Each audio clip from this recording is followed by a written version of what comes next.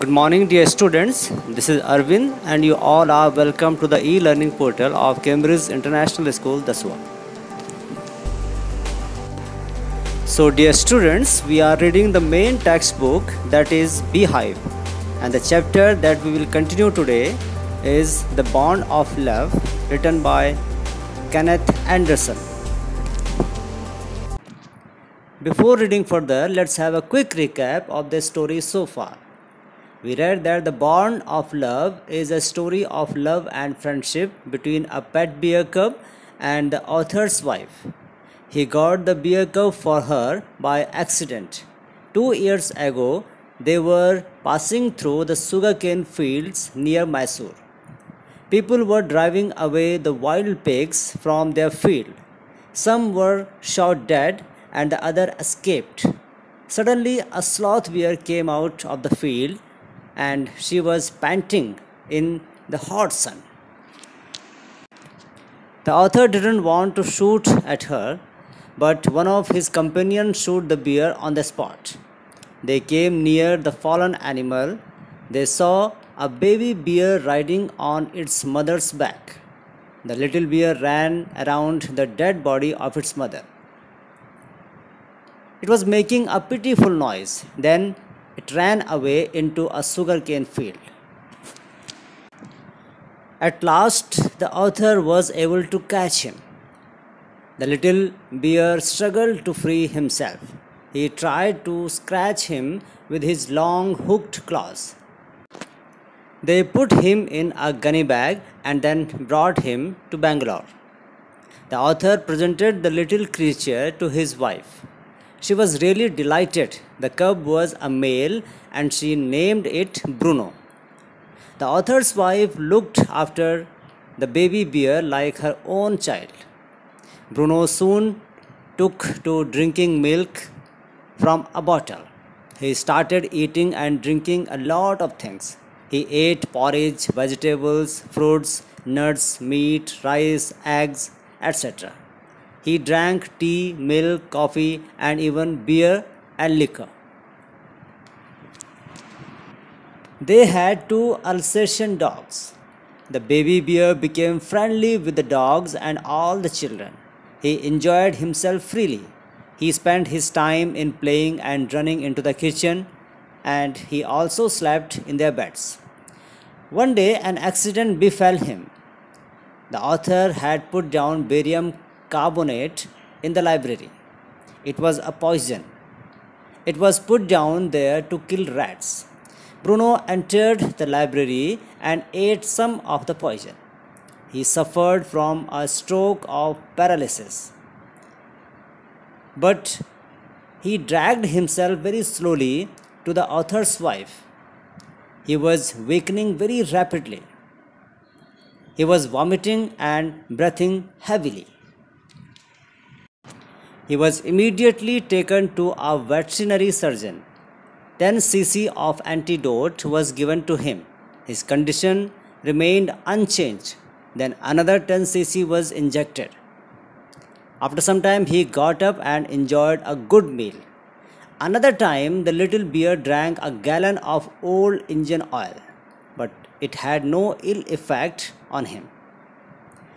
Months rolled on and Bruno had grown in size. He had equaled the 2 Alsatian dogs in height. He even looked bigger than them.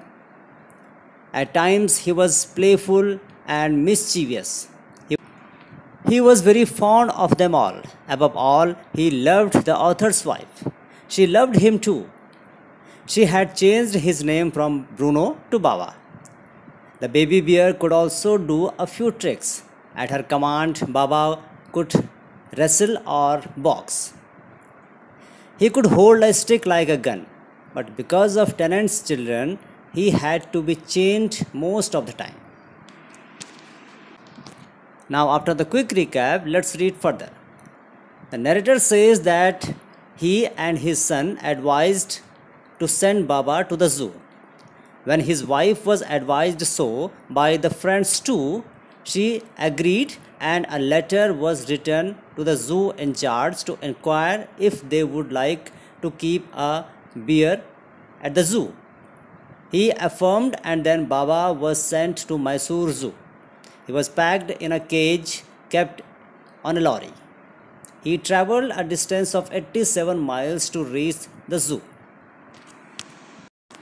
Although everyone missed Baba, but they were relaxed too. The narrator's wife was disturbed. She wept and worried about Baba's well being. Initially, she did not eat or drink. She wrote a letter to the zoo in charge to inquire about Baba. He replied that Baba was also undergoing a similar situation like her.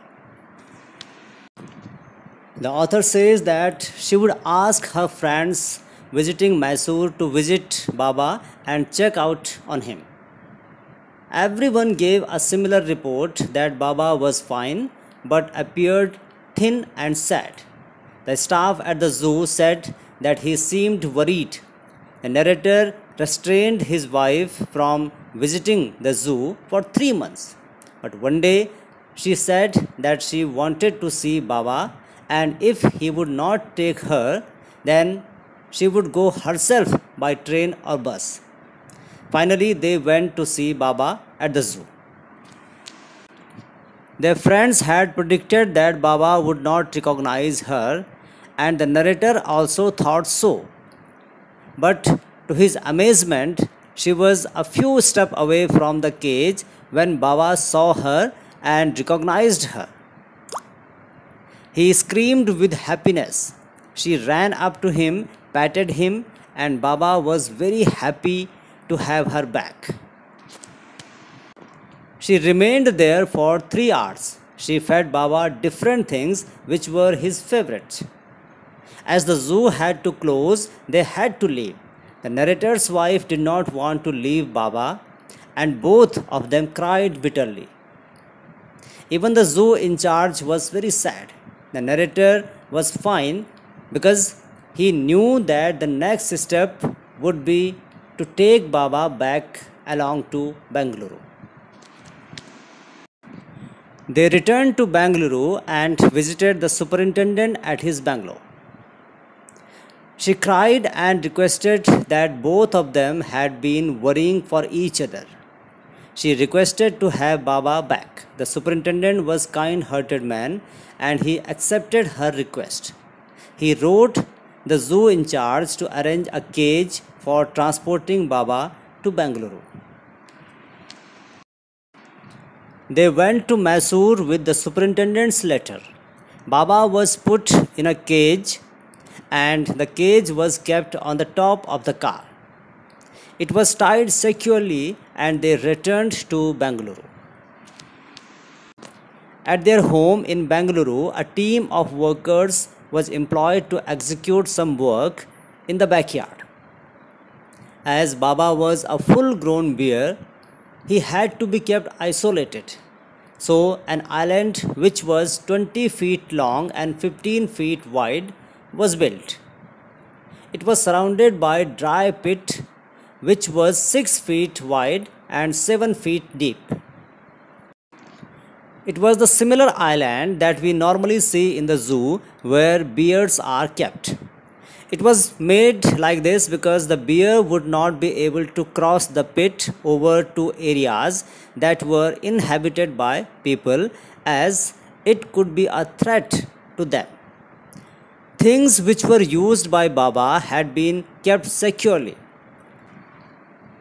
These were kept on the island. They were a wooden box which was previously used to keep cocks and hens and would now be used by Baba to sleep in at night.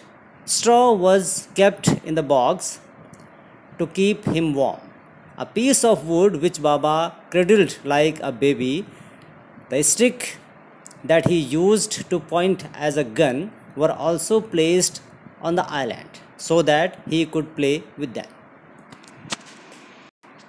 When the place was ready, the workers placed the cage on the island and Baba was removed from it.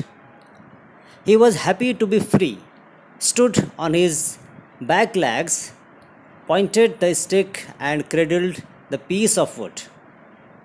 The narrator's wife spent many hours with him as he lay in her lap, although he was 15 months old and was quite heavy in weight. The narrator's wife visits Baba frequently, and the way in which she reaches and leaves the island is interesting. They have a rope tied to a mango tree with a loop at one end. She would place one foot in the loop and kick off with the other. This way she would fly in the air to cover the 6-foot long distance to reach the island. She would make the return trip in a similar way. On seeing the affection shared by Baba and the narrator's wife, we can conclude that animals have emotions. They remember people, and all of them have individual qualities just like human beings have. So dear students, I am going to conclude what we have read today. Today we have read that the author, his son and his friends advised his wife to give Baba to the zoo at Mysore. He had become very large in size. He could not be kept at home. At last she consented. A letter was returned to the curator of the zoo. The zoo sent a cage from Mysore in a lorry. Baba was packed off. But all of them missed Baba greatly. His wife wept and was inconsolable. For a few days she would not eat anything. She wrote a number of letters to the curator of the zoo. Even Baba was inconsolable there. He refused food too. He was well but looked very thin and sad. The author stopped his wife for visiting Mysore for 3 months, but she was adamant. At last she took his wife to Brno. Friends suggested that the bear would not recognize her, but the moment Baba saw her, he recognized her at once. He cried with happiness. She ran up to him. She patted him through the bars. He stood in delight. She would not leave the cage for 3 hours. She gave him tea, cakes, ice cream, etc. At last the closing time came and they had to leave now. The author's wife wept bitterly. Baba also cried bitterly. Even the hard curator was sad and moved. She requested him to send Baba back. He showed his helplessness. Baba was now the government property. Then they went to the superintendent. She pleaded with tears in her eyes. The superintendent was a kind-hearted man. He consented. He also lent them a cage for transporting Baba back to Bangalore. Baba was driven into a small cage. He was hoisted on the top of the car. At home, an island was made for Baba. It was 20 feet long and 15 feet wide. It was surrounded by a moat. It was 6 feet wide and 7 feet deep. A wooden box was kept for Baba to sleep at night. Straw was placed inside to keep him warm. In a few days, Baba was released in the island. He was delighted. The author's wife spent hours sitting there with Baba. Baba sat on her lap. Baba was 15 months old and quite heavy now. It is the story of man's love and friendship with a baby bear. The baby bear has many human qualities. He has sense of love, affection and loyalty. So dear students, on the basis of your understanding the chapter, there are some questions for you. I hope you will do these questions by yourself. So until the next class we meet, take care of yourself and keep learning. Thank you.